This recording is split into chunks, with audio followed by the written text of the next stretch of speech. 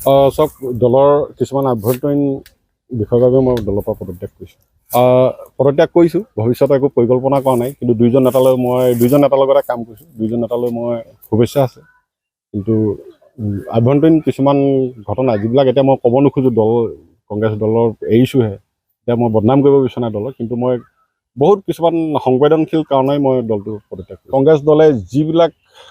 মানে কাম কৰিব লাগিছিল বা যিবিলাক স্পৰ্শকাতৰ কথা যেনেকৈ গৌৰৱ গগৈ পাকিস্তান সম্পৰ্কত আমাৰ সভাপতিয়ে স্পষ্টীকৰণটো যি ধৰণে দিছে আমাৰ বৰ গ্ৰহণযোগ্যতা হোৱা নাই আৰু ভূপেন বৰাই যিবিলাক কথা উপস্থাপন কৰিছিল সেই কথাবিলাক আমাৰ শীৰ্ষ নেতৃত্বই স্পষ্ট ৰূপত আপোনাক নাকচ কৰিব পৰা নাই সেইবিলাক খুবেই সংবেদনশীল হয় এতিয়া তেখেতে APCC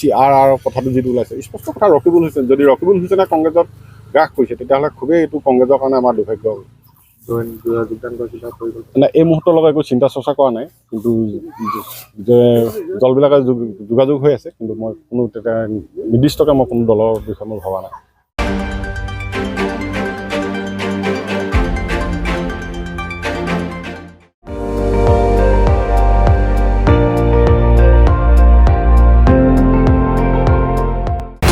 আপুনি চাই আছে ND24 সৰ্বশ্ৰেষ্ঠ নহয় সৰ্বোত্তমৰ দৌৰ